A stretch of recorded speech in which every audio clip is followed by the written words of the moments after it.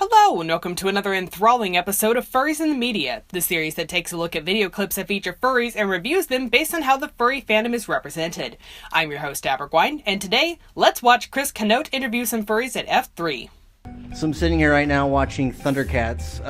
Pretty sure I haven't watched this since I was like 8 years old. Like, watching shows like this makes me want to like get on those like onesie jammies and like get like a bowl of Fruity Pebbles and like just freaking chill on the couch. For me, it was Fruit Loops. Fruit Loops do they even make Fruit Loops anymore? Yes, they do. A lot of furries had their first introduction to anthropomorphic characters through cartoons. Much like how escapism can be a big part of the cumulative experience of being in the furry fandom, nostalgia can also play a big part too.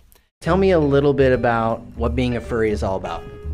Basically, it's people who love making their favorite animals into something they can relate to. It's all about being creative and people being creative and dressing up as their favorite animals. Since the furry fandom is not based on one canon source material, content in the furry fandom is mostly based on the creative efforts of individuals. What's your name? Rabid Mantis. Rabid Mantis? Mm-hmm. Now I'm learning that a lot of furries don't actually have the full-blown costumes. No, not many can afford it or have the time. Fursuits are expensive and can easily cost several hundred to a few $1,000s. In fact, before I bought my fursuit, I calculated how much it would cost for me to make my own, and the tools and materials came out to around $500. And while that figure was cheaper than a lot of the prices I was seeing from other fursuit makers, I couldn't guarantee that I would be able to make my own suit with the speed, efficiency, and quality that I wanted because I had no prior experience making fursuits. So while it may be financially cheaper to make your own fursuit, there are always other costs to consider, namely the time and skill that you can devote to the project.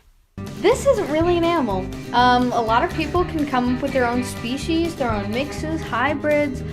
This outfit here is a mix between a dragon and the Sphinx. Very nice. Yes. Fursonas can be based on any number of animal species, whether it's a real animal, a creature from mythology, or even an invented species.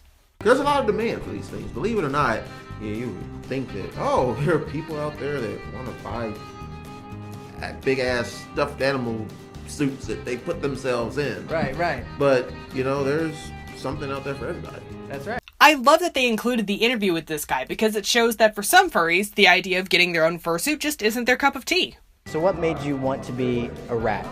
I don't know, like they're pretty clever animals, and They actually are. so I relate to that because I feel like I'm clever sometimes.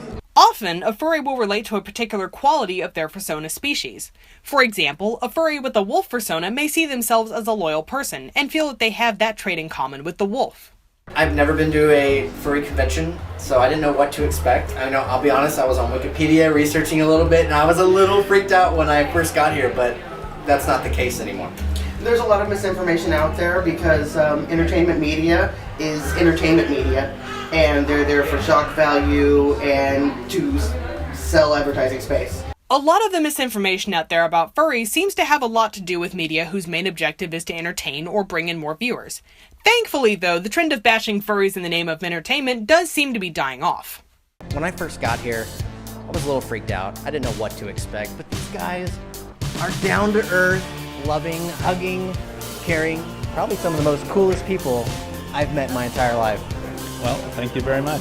Personally, I love that the host tried coming to a furry convention for himself instead of letting his apprehension stop him. Good job! Let's take a look at the review stats. Information accuracy is 100%, and the spirit of the clip is also 100%, giving us an average score of, you guessed it, 100%. Congratulations, Canote Films! And now time for my thoughts. I realized that there were a lot of parts of the video that I didn't cover in my review, but that's because the video is mostly just interviews with responses that are specific to the individual and not really blanket statements about the fandom. But I'd still recommend checking out the original video because it's pretty darn awesome. This video seemed pretty similar to World of Weird and Valerio Dives Under, although instead of donning a fursuit, this host goes to a furry convention to see what it's all about for himself. The host mentioned that beforehand he felt a little freaked out after doing some cursory research about the fandom, but he went to the convention anyways, and it even seemed like he was enjoying himself. To Chris Canote of Canote Films, thank you for not letting any preconceived notions stop you from going to F3 to see for yourself what the furry fandom is all about. We really appreciate your patience and understanding. Well, that's it for today's episode of Furries in the Media. Have fun, Stay awesome. Bye-bye!